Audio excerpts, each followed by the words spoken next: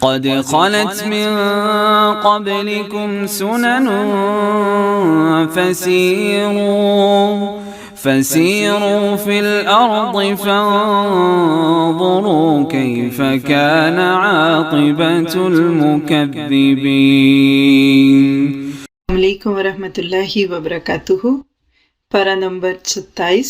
نحمدہ ونصلی علی رسولہ الکریم، اما بعد فاعوذ باللہ من الشیطان الرجیم۔ 27واں پارہ بہت خوبصورت صورتوں پہ مشتمل ہے، جس میں سب سے پہلے صورت زاریات کی آیات ہے، جس صورت کے اندر سے ہم دیکھتے ہیں کہ ایک ایمان والا اللہ کی مرضی کے کام کرے تو اللہ تعالیٰ اس سے کس طرح سے راضی ہو جاتے ہیں۔ کائنات میں پھیلی ہوئی چیزوں کو بنیاد بنا کر بتایا جا رہا ہے کہ دیکھو جب یہ کائنات اللہ کے حکموں کو مان رہی ہے تو تم کیوں نہیں اس کو مانتے۔ فرشتوں کے قوموں کی طرف بھیجے جانے کا تذکرہ ہے، اور قوموں نے نبیوں کو جھٹلایا، اس کی بات کر کے اللہ تعالیٰ نے بتا دیے کہ ہر قوم جب نبی کو جھٹلاتی گئی اللہ تعالیٰ اس کو زمین سے اٹھاتے گئے۔ آپ کے میرے لیے بھی ایک بہت قابل غور بات ہے کہ اللہ کے نبی صلی اللہ علیہ وسلم آج اپنے وجود کے ساتھ تمہارے پاس نہیں ہے، لیکن جب ہم اللہ تعالیٰ کی نبی کے احادیث کو اور ان کی باتوں کو نہ مانیں اور ریجیکٹ کر کے اس کی جگہ کچھ اور کریں تو ہمارے لیے بھی اس میں فکر کی بات ہے۔ پھر آیت نمبر 55 بہت اہم ہے، وَذَكِّرْ فَإِنَّ الذِّكْرَىٰ تَنفَعُ الْمُؤْمِنِينَ۔ نصیحت کیجیے کیونکہ نصیحت ایمان والوں کو ہی فائدہ دیتی ہے۔ یہ ایک چھوٹا سا کرائیٹیرین ہے اپنے آپ کو اور دوسروں کو دیکھنے کا کہ ایمان والا نصیحت سن کے خوش ہوگا اور ایمان کی کمی والا چڑھے گا، بس کرو، خاموش رہو، اپنے پاس رکھو اپنی باتیں۔ تو نصیحت سے فائدہ ایمان والے ہی اٹھاتے ہیں۔ اور آیت 56 میں مقصد حیات وَمَا خَلَقْتُ الْجِنَّ وَالْإِنسَ إِلَّا لِيَعْبُدُونَ، زندگی آمد برائے بندگی، زندگی بے بندگی شرمندگی۔ آج ہمارے معاشرے میں اللہ کی بندگی کی بجائے خاندان کی بندگی، شوہر کی، معاشرے کی ہے۔ اللہ تعالیٰ کہتے ہیں یہ کل تمہارے کام نہیں آئیں گے اگر تم نے اللہ کو ناراض کر دیا ان کو خوش کرنے کے لیے۔ کچھ لوگ تو اس بات کو سن کر ہی بات پیچھے ڈالتے ہیں، لو جی اب ہم سارا دن عبادت کریں، کیا 24 گھنٹے ہم نماز ہی پڑھتے رہیں؟ پھر بزنس کون چلائے، پھر گھر کون دیکھے؟ تو یہاں ایک بات نوٹ کیجئے گا کہ اگر ہم اپنا لائف سٹائل سنت کے مطابق کرتے ہیں تو ہماری پوری زندگی عبادت بنتی ہے۔ سنت وہ میجک سٹون ہے جو عادت کو عبادت بنا دیتا ہے۔ جیسے ایک نوٹ ہوتا ہے، ایک کاغذ ہے، اس کے اوپر جب سٹیمپ لگتی ہے تو نوٹ بن جاتا ہے۔ تو سنتوں کی روشنی میں زندگی قیمتی ہونے لگتی ہے۔ نماز کی سنتیں، سونے کی سنتیں، جاگنے کی، بیٹھنے کی، کھانے کی، شادی کی، پورا معاشرہ ایک رنگ میں رنگا ہوا دکھتا ہے۔ اور جب یہ زندگی میں آتا ہے تو پھر حقیقت میں مشکل نہیں ہوتی۔ بہت سارے لوگ عبادت کے نام پر اس بات کو لے آتے ہیں کہ پھر ہم کیا کریں، ہمارا دنیا میں گزارا نہیں، تو اگلی آیت میں کہہ دیا کہ مَا أُرِيدُ مِنْهُم مِّن رِزْقٍ، میں تو تم سے رزق نہیں مانگتا۔ یہ اپنے بتوں کے آگے کھانا رکھتے تھے، میں تو نہیں مانگتا بلکہ میں تو تم کو کھلاتا ہوں۔ تو اصل بات ہے کہ جس کو سمجھ آ گئی اس بات کی وہ کبھی بھی اللہ کو ناراض نہیں کرے گا۔ سورۃ طور بہت اسٹرانگ سورت ہے، وہ جگہ جہاں حضرت موسیٰ کو شریعت ملی، اللہ سبحانہ تعالیٰ نے اس کا جہاں ذکر کر کے قیامت کے جھٹکوں کو دکھایا گیا، کیسے قیامت کے دن بڑے بڑے پہاڑ ہل رہے ہوں گے، کس طرح جہنم میں لوگوں کو دھکے دیے جا رہے ہیں، اور کہا جائے گا ھذہ النار التی کنتم بہا تکذبون۔ آیت 14 میں یہ ہے وہ آگ جس کو تم جھٹلاتے تھے۔ دیکھا جائے تو بہت بڑی حقیقت ہے جس کو لوگ نہیں مانتے۔ اور آپ دیکھیے کہ جب لوگ دنیا میں جھٹلاتے ہیں اور اللہ ان کو پکڑتا ہے تو پھر تو چیخیں نکلتی ہیں، لیکن وہاں تو کوئی سننے والا بھی نہیں ہوگا، وہاں تو کوئی رونے والا نہیں ہوگا۔ دنیا میں زلزلہ آتا ہے تو خبریں چھپتی ہیں، بلیٹن ہیں، تبصرے ہیں، اخباری نمائندے ہیں، وہاں کون آئے گا؟ اس لیے انسان کو ہمیشہ سوچنا چاہیے کہ اللہ کے دین کی کسی بات کو نہیں جھٹلانا۔ آج صبر کر لیں، تھوڑا سا صبر ہے دین پہ عمل کا، کل اس کی بہت ویلیو ہوگی۔ آج نہیں کریں گے تو کل بات نہیں بنے گی۔ پھر اس کے بعد جنتیوں کی کچھ باتیں اور جنت کے مناظر اور جہنمیوں کی کچھ باتیں اور اس کا تذکرہ، اور اسی کے بیچ میں آیت نمبر 66 میں بتا دیا کہ جنت میں جانے والوں کی ایک خوبی اِنَّا كُنَّا قَبْلُ فِي أَهْلِنَا مُشْفِقِينَ، ہم تو اپنے گھر والوں میں بھی ڈرتے ہوئے رہتے تھے۔ ایک ایمان والا اپنے گھر میں ہو، شادی میں ہو، خاندان میں ہو، دوستوں کے ساتھ ہو، وہ ہر وقت ڈرتا رہتا ہے کوئی ایسی بات نہ کہہ دوں جو اللہ کو بری لگے، آخرت ہاتھ سے چھننے کا خوف رہتا ہے۔ بعض دفعہ ہمارے ڈرائنگ روم مینرز تو بہت خوبصورت ہوتے ہیں لیکن ہمارا اپنے گھر والوں سے، ملازموں سے، بیویوں سے معاملہ بگڑا ہوتا ہے۔ ہمارے اچھے اخلاق کے سب سے زیادہ حقدار ہمارے قریب رہنے والے ہوتے ہیں۔ بعض دفعہ اپنائیت کے نام پہ غیبتیں کرتے ہیں، تانے دیتے ہیں، تو اپنے لوگوں میں بے تکلفی میں بھی اللہ کو نہیں بھولنا، کیونکہ یہی وہ چیز ہے جو جنت میں لے کر جانے کا ذریعہ بنتی ہے۔ آیت 29 میں بتا دیا گیا فذکر، نصیحت کرتے رہیں، بس آپ کرتے رہیں، جو مانتا ہے وہ مانے گا، جو نہیں مانتا وہ نہیں مانے گا۔ پھر ان کے شرک پر کچھ چوٹیں ہیں کہ یہ جو کچھ کہتے ہیں ذرا کر کے تو دکھائیں، اور یہ نہیں کر سکیں گے۔ کریں کیا؟ آیت 45 فَذَرْهُمْ حَتَّى يُلَاقُوا يَوْمَهُمُ الَّذِي فِيهِ يُسْعَقُونَ، چھوڑ دو ان کو، پڑے رہیں اپنے کھیل تماشوں میں، جو کر رہے ہیں وہ کرتے رہیں، جب ان کو ملاقات کرنی پڑے گی اس دن میں جب یہ بے ہوش ہو رہے ہوں گے تو ان کو لگ پتہ جائے گا۔ کیا پتہ چلا کہ قیامت کے دن سب مزے کرکرے ہو جائیں گے۔ سورت کے آخری آیت میں بتا دیا وَمِنَ اللَّيْلِ فَسَبِّحْهُ وَأَدْبَارَ النُّجُومِ، رات کو بھی تسبیح کیا کرو اور جب ستارے پلٹتے ہیں تب بھی۔ کیا مطلب؟ صبح و شام رب کو یاد کرو، اس کو یاد کر کے ہی زندگی میں کچھ نہ کچھ کام انسان کر سکتا ہے۔ سورت نجم میں نبی صلی اللہ علیہ وسلم کا واقعہ معراج دوسرے حصے میں پیش کیا جا رہا ہے۔ سورت اسراء میں ابتدائی سفر تھا، اس میں انتہائی سفر ہے، جبرائیل علیہ السلام کے آپ کے قریب ہونے اور آپ کو سدرۃ المنتہا تک پہنچانے کا ذکر ہے۔ یہ ساری آیات جبرائیل کے لیے، بعض لوگ اسے غلط فہمی کھا کر اللہ سبحانہ تعالیٰ کے ساتھ رکھتے ہیں۔ حضرت عائشہ نے اللہ کے نبی سے پوچھا تھا کہ آپ نے اللہ تعالیٰ کو دیکھا ہے؟ تو آپ نے فرمایا کہ عائشہ اللہ تو ایک نور ہے، میں اس کو کیسے دیکھ سکتا ہوں؟ خواب میں دیکھا تھا، جنت میں جا کے جنتی دیکھیں گے، لیکن دنیا میں نہیں دیکھا۔ لیکن اللہ تعالیٰ نے اس موقع پہ اپنے نبی کو بہت ساری نشانیاں دکھائی تھیں، جس سے آپ کا یقین اور بڑھا اور آپ کی دعوت میں اور زیادہ شدت بھی آئی۔ اور اللہ تعالیٰ ایسی چیزیں ضرور دکھاتا ہے ان لوگوں کو جو اللہ کے بندوں کو دین کی طرف بلاتے ہیں، تاکہ ان کا اپنا ایمان اور ان کا اپنا یقین بڑھ جائے۔ آیت 24 میں بتا دیا لِلْإِنسَانِ مَا تَمَنَّا، کیا انسان کے لیے وہی نہیں ہے جس کی وہ تمنا کرتا ہے؟ بات تو سچ ہے، جو چاہتے ہیں دنیا میں مل جاتا ہے، جو آخرت کے لیے چاہیں گے وہ وہاں مل جائے گا۔ کریں کیا؟ اپنی کوششوں کو آخرت کے لیے کر لیں، یعنی آخرت اورینٹڈ کوششیں ہوں، نہ کہ سب کچھ دنیا میں لینے کی کوشش میں ہم پتہ نہیں وہاں بھی پائیں کہ نہ پائیں۔ آیت 30 میں بتا دیا ذَلِكَ مَبْلَغُهُم مِّنَ الْعِلْمِ، ان لوگوں کا تو بس علم صرف اسی حد تک رہ گیا کہ اس سے مزید دنیا پا لیں، لیکن آخرت میں جائیں گے تو پتہ چل جائے گا۔ آیت نمبر 32 میں کبیرہ گناہوں کا تذکرہ ہے، فحش سے بچنا ہے۔ ہاں مگر لمم کیا ہے کہ جس سے ہم بچنا چاہے، کوشش کرے پھر بھی نہ بچ سکے، پتہ ہی نہیں ہے، ٹنگ سلپ، پتہ ہی نہیں تھا، کر کے بس فوراً توبہ کر لی، اللہ تعالیٰ اس کو معاف کر دے گا۔ اصل یہ کہ اپنے آپ کو جان بوجھ کے گناہوں میں نہ ڈالے انسان۔ اور فَلَا تُزَكُّوا أَنفُسَكُمْ، اپنے آپ کو بہت نیک نہ کہو، تم میں سے وہی نیک ہے جس کو اللہ تعالیٰ نے نیکی کی توفیق دے دی۔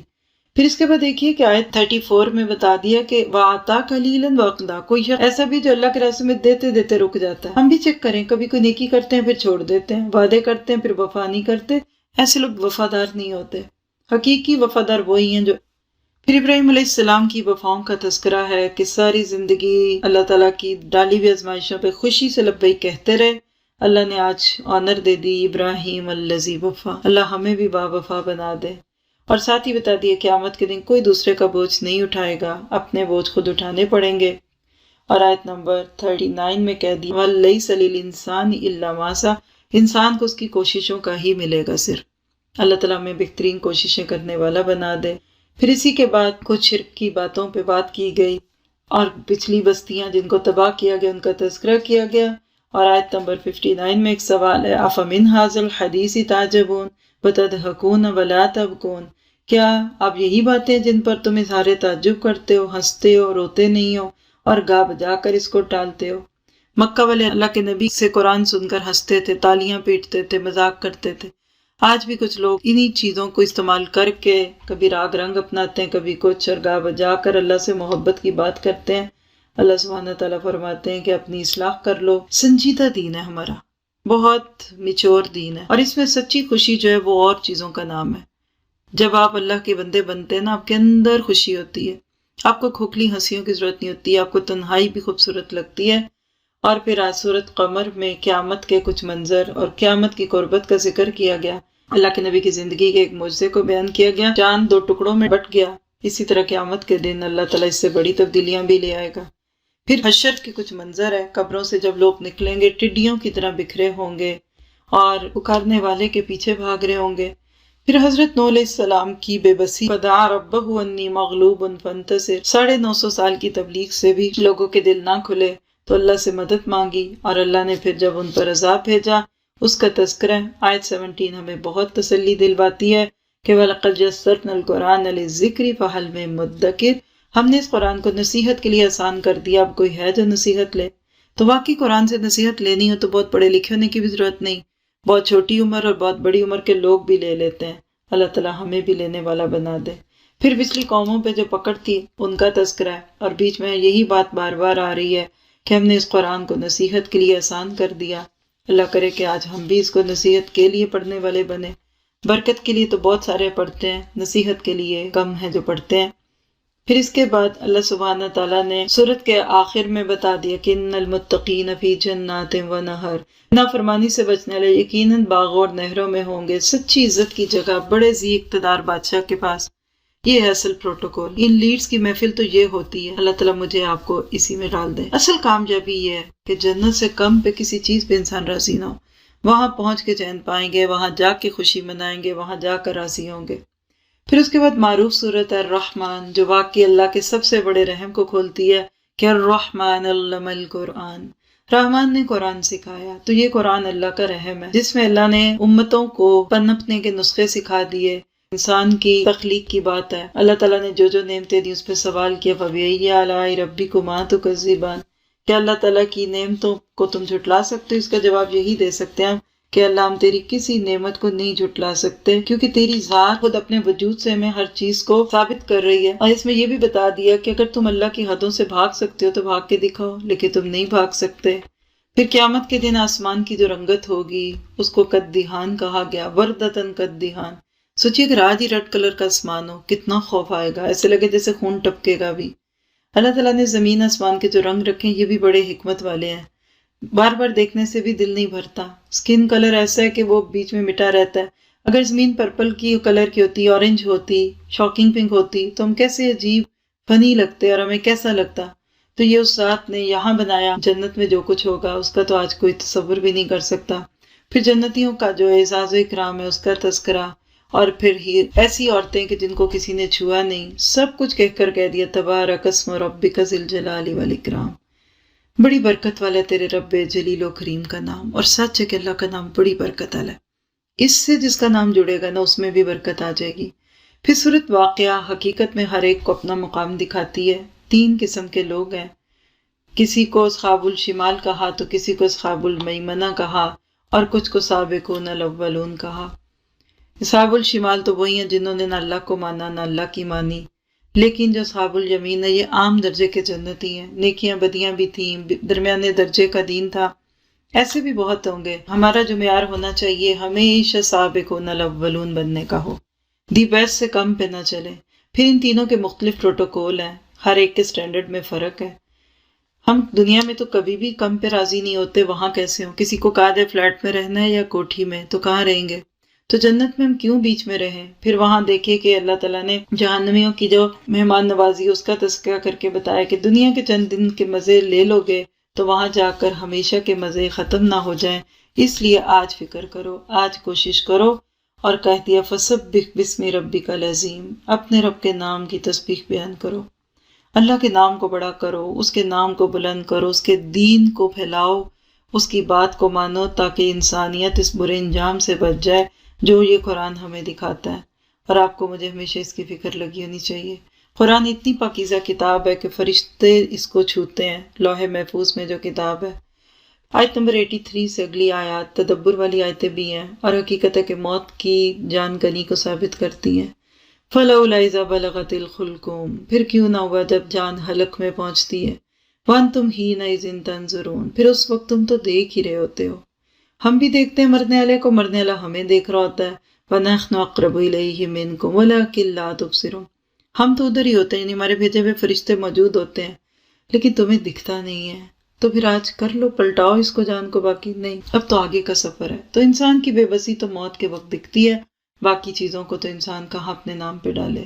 پھر اس کے بعد سورت حدید ہے جو بہت اسٹرانگ سورت ہے، نام کی طرح لوہے کو کہتے ہیں۔ اس پوری سورت میں اللہ تعالیٰ کی تسبیحات، اس کی خوبیاں، اور اس کا اول و آخر ہونا، ظاہر و باطن ہونا، ہر چیز کو جاننے والا، زمین و آسمان کی تخلیق کی بات، زمین میں جو جاتا ہے اس کو بھی جانتا ہے، جو نکلتا ہے اس کو بھی جانتا ہے، سب کچھ کر کے آیت نمبر 7 میں کہہ دیا آمینوا باللہ ورسولہ، اللہ اور اس کے رسول پر ایمان لاؤ، وانفقوا مما جعلکم مستخلفین فیہ، اور اسی میں سے خرچ کرو جس کا وارث اس نے تم کو بنایا۔